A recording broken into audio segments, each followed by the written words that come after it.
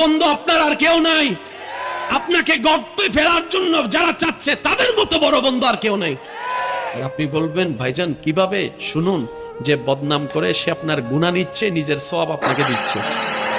আপনার গুনাহ যে চুষে নেয় তার চাইতে বড় বন্ধু আর কে হবে?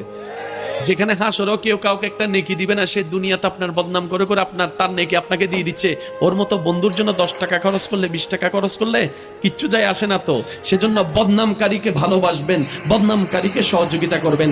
আর কেউ যদি দেখেন আপনার জীবন চলার পথে, আল্লাহর ওয়াস্তে করে বলছি, কথাটা একটু মনে বসান, রাগ করেন না, হিংসা করেন না, অনেক করছেন। কেউ যদি আপনাকে নামাতে চায় গর্ত খুঁড়ে আপনাকে ফেলার জন্য, বুঝতে পারছেন কে এসে, দৌড়েন না।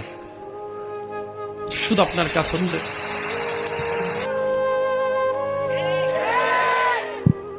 ফেলতে চাচ্ছে বান্দা।